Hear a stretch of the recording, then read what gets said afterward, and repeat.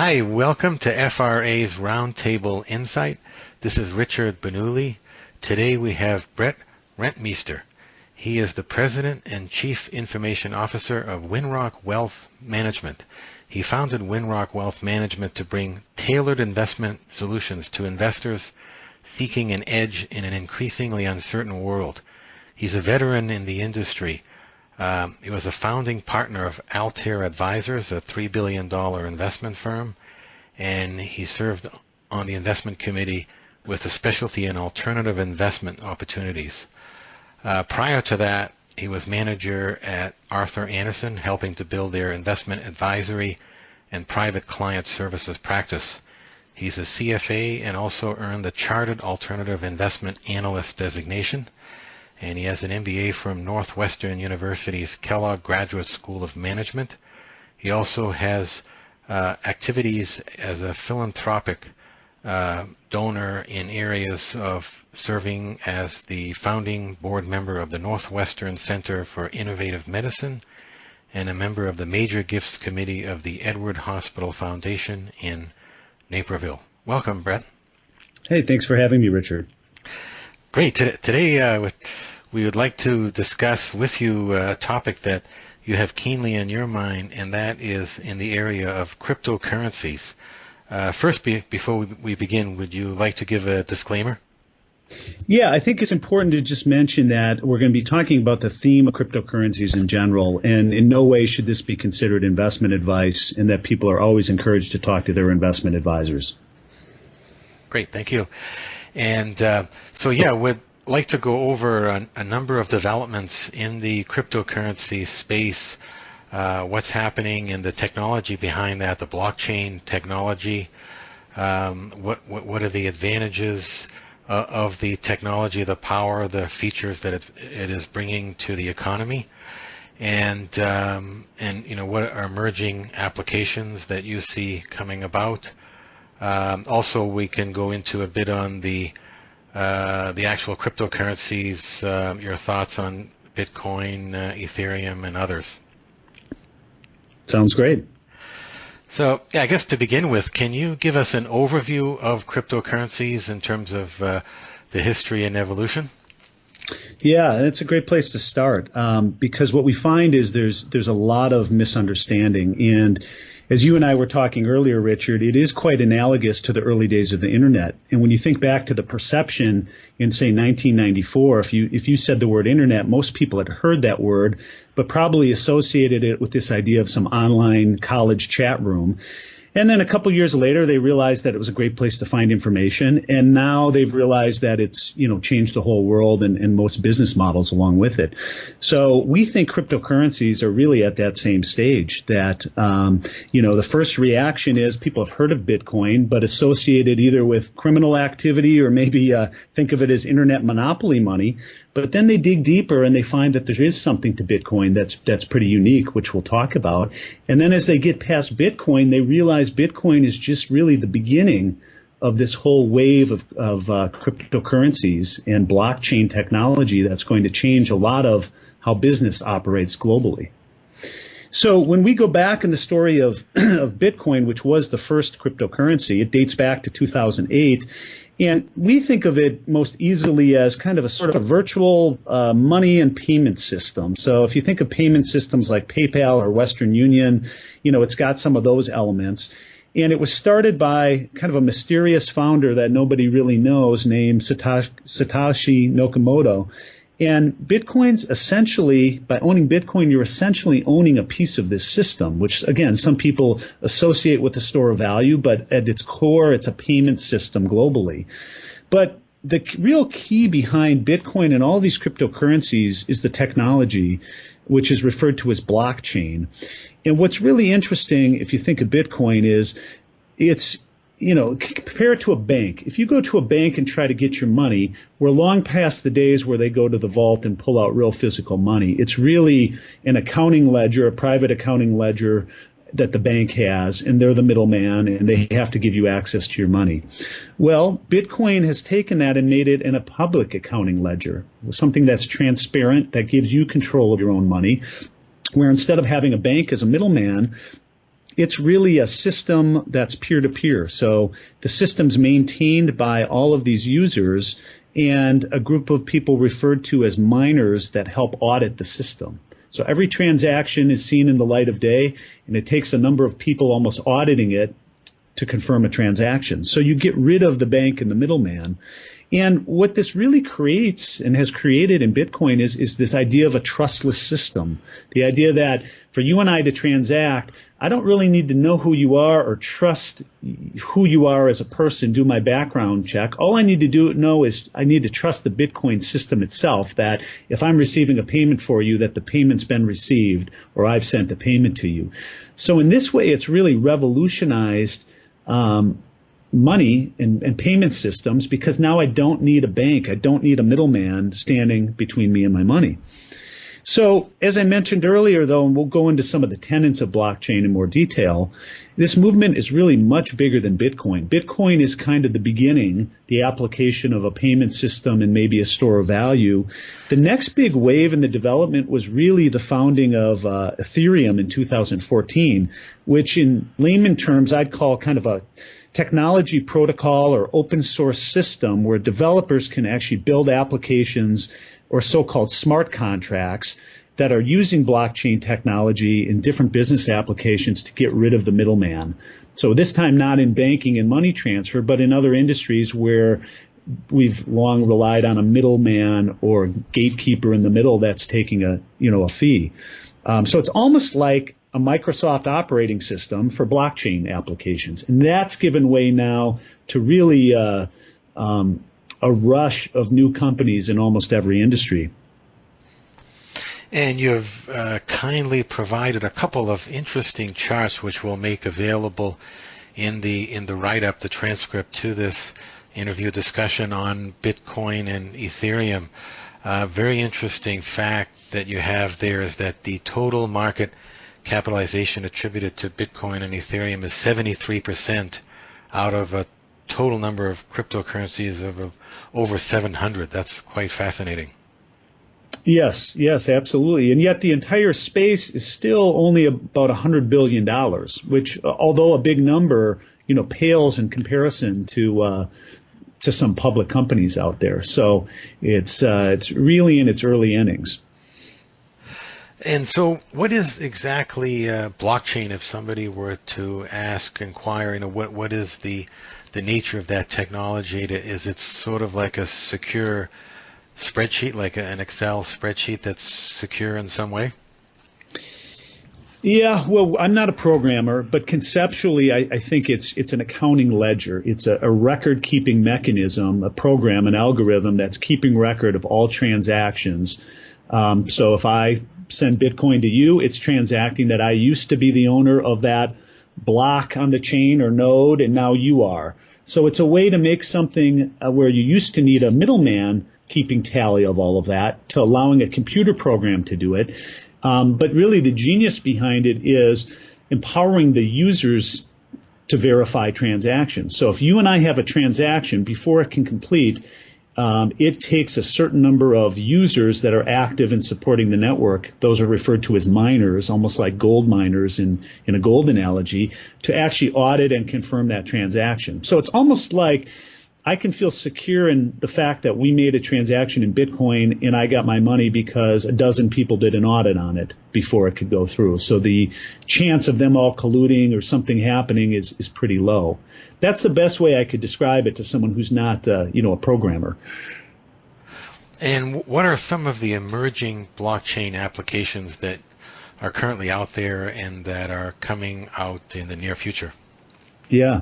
Well, I guess to give a little perspective to that, maybe just back to the internet analogy for a minute can kind of give the framework of what's coming out, because obviously the internet is probably the most sweeping technology of our time, and it did liberalize information sharing and collaboration, but it had kind of two primary problems that blockchain helped solve. The first was, even though it's the system we all use, it's still controlled by big corporate users, meaning if you're on YouTube, YouTube gets most of the advertising revenue, not the posters of content or the active users. Same thing with Facebook.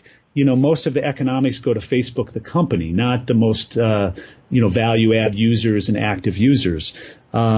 We'll talk about how blockchain solves that. But the second thing with the internet is everything went digital in the world, but we still don't have a way to feel great about the security of data. So cybersecurity is still, a huge issue.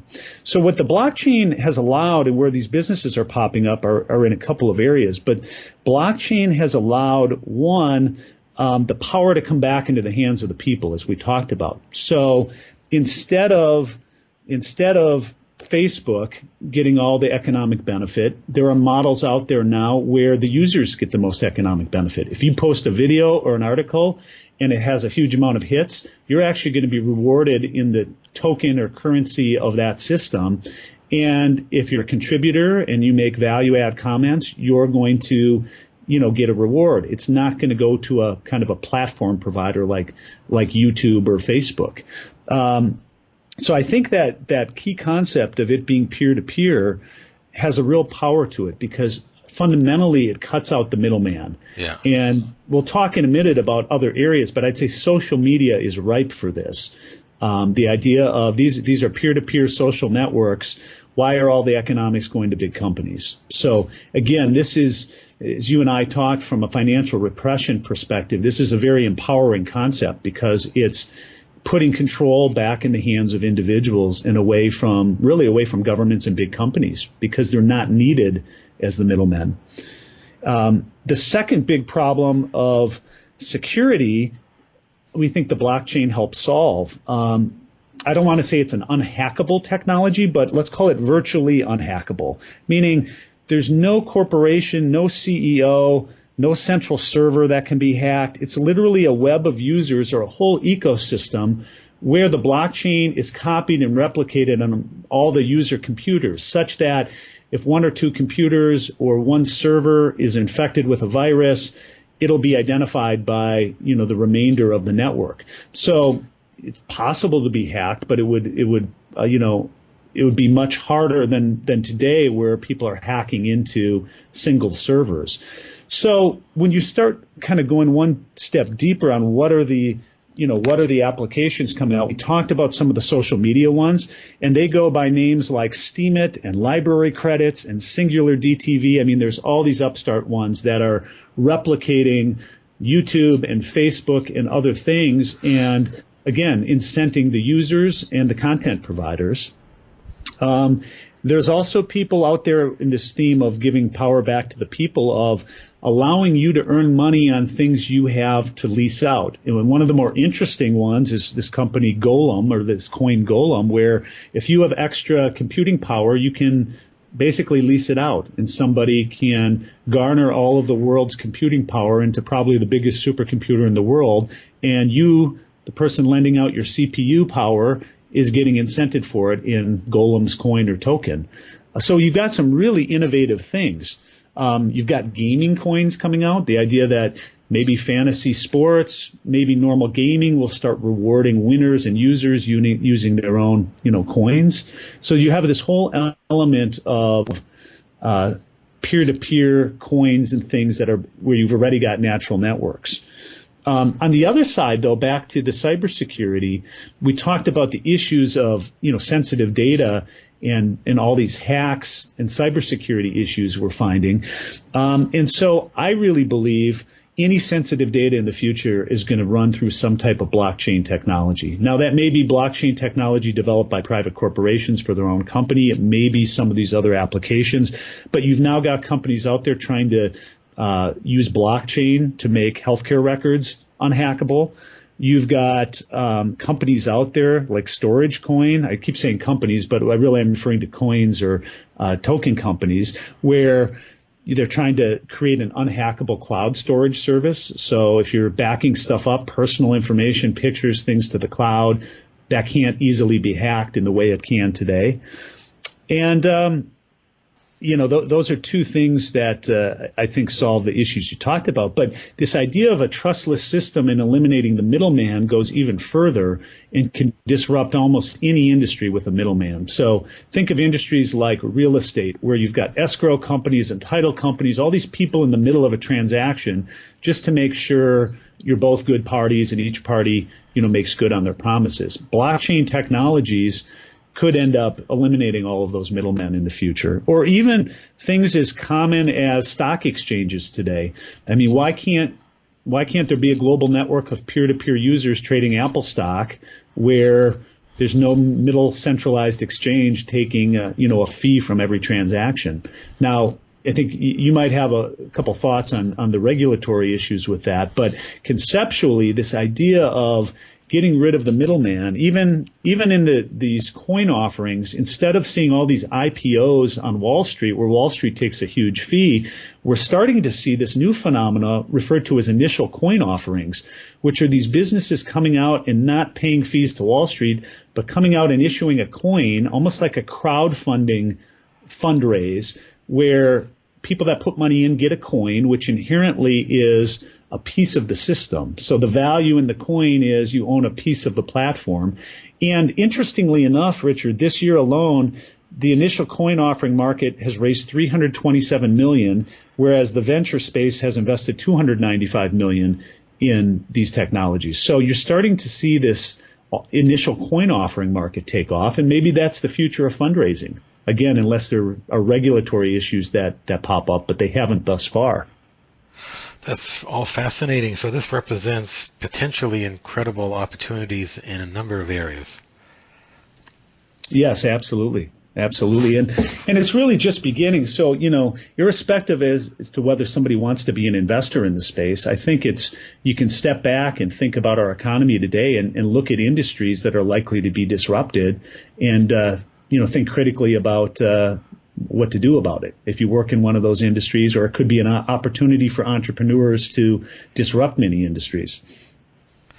And a key point on these blockchain applications is that a number of cryptocurrencies can be applied to each application, right? We're not mandated to use Bitcoin or fixed upon one cryptocurrency. It's all likely to be interoperable. And your thoughts on that? Yeah, well, that's right. I mean, that's what kind of makes it so exciting. I mean, it's true entrepreneurial spirit at its best. Bitcoin right now is kind of by market cap the largest payment store of value system, but this is technology, so it doesn't have to stay that way. Just like MySpace disappeared and Facebook came out of second or third place or wherever it was, it is uncertain who will be the winner. But because these are not corporations and centrally controlled enterprises, these platforms, as I'll call them, evolve themselves, meaning Bitcoin today and Bitcoin 5 years from now could be very different things. And it's really up to the Bitcoin user base, and again, these more active miners who are maintaining the system and collectively kind of voting to make changes to see where things evolve. So, if there's an upstart coin that's competing with Bitcoin itself could decide to change to be more competitive. So it really is this amazing free market experiment right now that's a little bit like the Wild West. And you've got, that's part of the caution, because you've got a lot of ideas getting funded that are simply ideas. And you've got other businesses that, might be great ideas, but are kind of at the very beginning. Now, again, if we were critical and we went back and looked at the first week of YouTube being out there, or the early days of Facebook, I'm sure it would leave a lot to be desired too from where they're at today. So, but it is an area that's highly volatile and very exciting, but it's definitely the Wild West. So if we focus down on the actual cryptocurrency landscape, what does that look like today in terms of the types of cryptocurrencies, what they are, and what their potential is? Yeah. Well, I think as we talked a little bit about, right now, by most counts, there are about 750 cryptocurrencies, so more than anybody probably, thinks there are. But collectively, it's only about $100 billion of value. So again, imagine if you could have gone back in the early days and someone told you, well, all internet stocks together are 100 billion. It might seem like a big number, but now that we sit here today in 2017, if you could have bought the internet for 100 billion, you would have done it. So I think, there are a lot of companies. There's only a handful with scale right now. and that's why when you cited earlier, Richard, that Bitcoin and Ethereum together are over 73% of that market capitalization. They're the big ones, but this space is just beginning. I mean, a lot of these coins, a lot of these ideas I referenced are things that have just come out in the last 6 months. So this is brand new.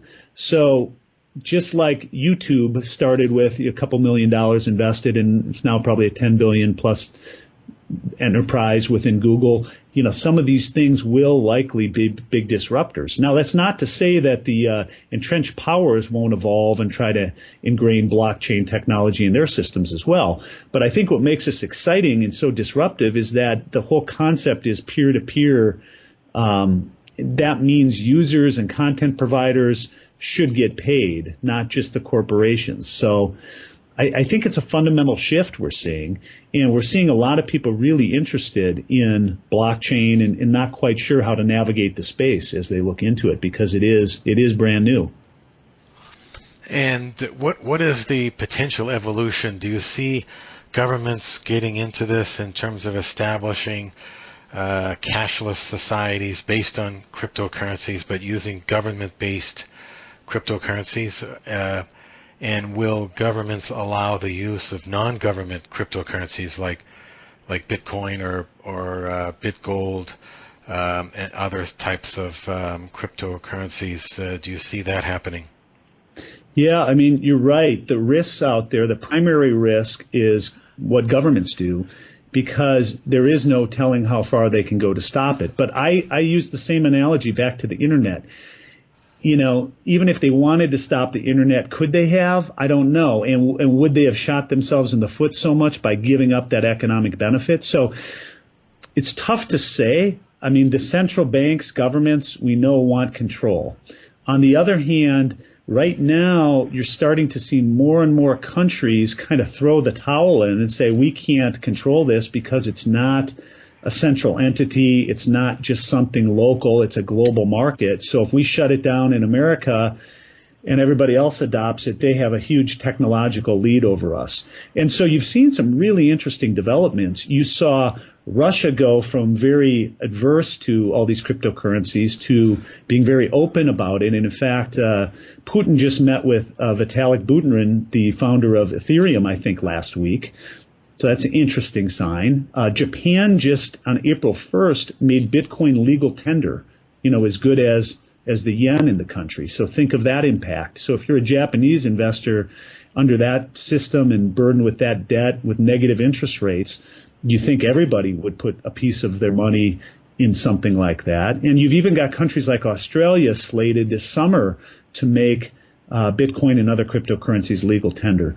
So I don't know. You would think it's one of two things. Either governments are letting this happen to allow people to become used to a cashless thing and then might come in and try to enforce their own system, or they've conceded they can't control it. I don't know. Do you have a point of view on that?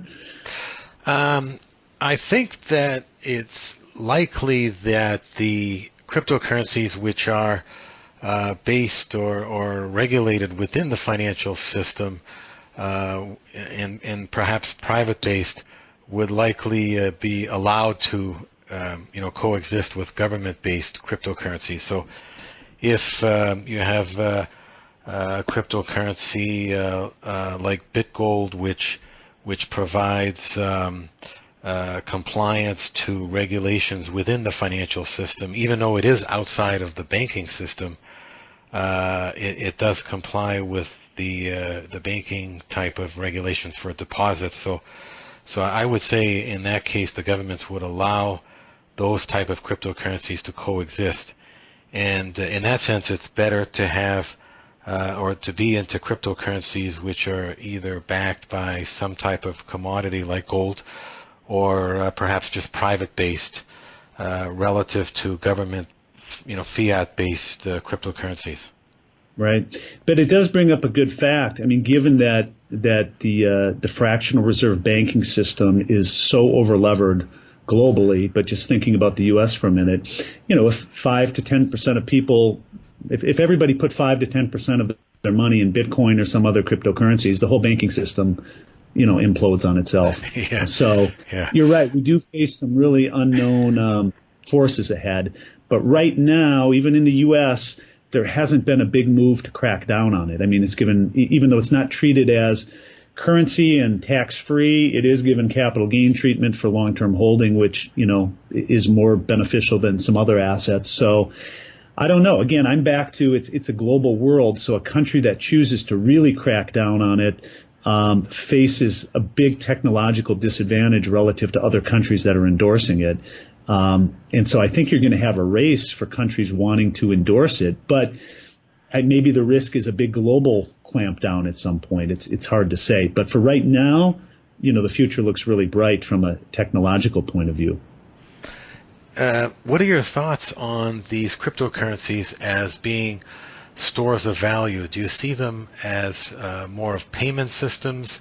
Are they deriving a lot of their value from the ability to move money around? Like many have pointed out the use of Bitcoin by Chinese in China looking to diversify outside of China in terms of their asset holdings.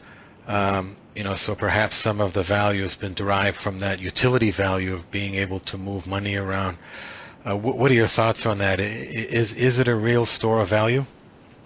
Yeah, well, it's an excellent question, because I think one of the biggest questions most people new to the space have is, why do these things have any value? Explain to me why Bitcoin's worth what it is, or Ethereum. And so when you step back, I guess the way I view it is owning a coin, a Bitcoin or an Ethereum token, is essentially owning a piece of the platform they've created. So it's not that different than if Facebook, instead of being a public stock, had Facebook coin. And if you owned, 10% of the Facebook coin, it was like you owned 10% of Facebook. So I view it very analogous to owning equity. It's almost like you own a piece of the system. So if the system is Bitcoin and you believe it's a valuable payment system and more people will come on board, that in and of itself is a form of store of value. Now, that may be different than owning gold and other things. I don't think we have to, say they're the same. They're not. But just say it's a payment system for a moment. The current market capitalization or size of Bitcoin is about $43 billion. So it's grown a lot. It's done tremendously well. But the market capitalization of PayPal, another payment system, is $61 billion. Visa's $211 billion. So I step back and say, okay, is the value assigned to all of Bitcoin reasonable? It sure seems like it to me, because I would imagine Bitcoin's got the potential to be much, much bigger than PayPal and probably surpass a lot of these credit card valuations over time. So I look at it that way, but it is a hard thing to assess. Same thing with Ethereum. I don't have the number in front of me. I think there may be 34 billion, but you compare that to 500 billion for Microsoft. Could they be the next, quote, operating system for blockchain applications? They could be. They may or may not be, but, I think you have to look at value on a relative basis and acknowledge that what you're really owning when you own a coin is a piece of the system. I think once you get to that level of understanding, it's a little easier to think about how value works and why people are assigning value to these tokens or coins. So is it in a bubble, or is it just volatile, just like other currencies? Yeah, I think it's just inherently volatile because it's unregulated and it's the Wild West, and it's got a trajectory that's going to happen quicker than the tech boom did. So if technology stocks started surfacing around 1994, 1995 and ran to 2000, so 5 to 6 years, maybe this is a tighter cycle. I think we're going to see a bubble perhaps, but I don't think we're there yet. And I say that because in all the anecdotal evidence we get, we find that still most people don't really understand this space. In polling people, almost nobody's an investor, even in Bitcoin and Ethereum. If you really ask 1,000 friends that are pretty well-to-do with money, very few people actually have money in. And so I think the space from an investor point of view has been dominated by kind of techies, people that knew the technology and got involved early and get it, or some traders. And it's a difficult space to navigate. It's not as easy as just going to your Fidelity account, at least today, or Schwab, and just buying the stuff. You have to navigate these private exchanges. You have to hold it in these things called private wallets. There's a lot of security issues you've got to be aware of. So it's a pretty treacherous thing. It's taken us a long time as investors to get up to speed on how you navigate it. So I think given how rough the landscape is of doing it, it just seems to me like the demand side is just beginning. That if the door starts opening for easier ways for people and institutions to put money in, you're going to see the demand side grow, and you're also going to see the supply side grow as these disruptive businesses shake up other industries. So I think, again, the analogies are pretty good with the internet boom. You're going to see probably a big boom ahead, and somewhere down the road, you're going to see a washout of a lot of the ideas that should have never been funded or really had no use case. So like the modern day pets.com, some of that. But out of those ashes will come, the Facebooks and the Googles and the Amazons and everybody else. So, it's going to be a highly volatile area, but I think for people that are looking for the next growth engine in the world, there's no more exciting place than this. I think the blockchain tsunami has really just begun to sweep over the world. Yes, and as you mentioned, we are in the second inning only. And also you mentioned this technology will revolutionize almost every business. Yeah, it's pretty remarkable. The more time I spend on it, the more excited I get about the prospects for blockchain and all the applications in the future. So I think for those people that aren't taking the time to really understand it, they're missing something arguably as big as the internet revolution, where if they can take the time and understand it today, they're going to have such an edge ahead. Well, great. Thank you very much for your insight, Brett. How can our listeners learn more about your work? Yeah, they can go to windrockwealth.com. That's our wealth management company. We have a research and analysis section, or they can reach out. I've got a long email, but I will. It might be in the repostings. I'll leave my phone number, which is 312-650-9593. We're investors in the space, and we spent a lot of time kind of understanding the structure of the space, and it's very unstructured. Like we said, it's the Wild West. So anybody dabbling in it needs to be very careful, but by the same token, it's a very exciting space to be part of. Excellent. Great. Thank you very much, Brett. Thank you, Richard.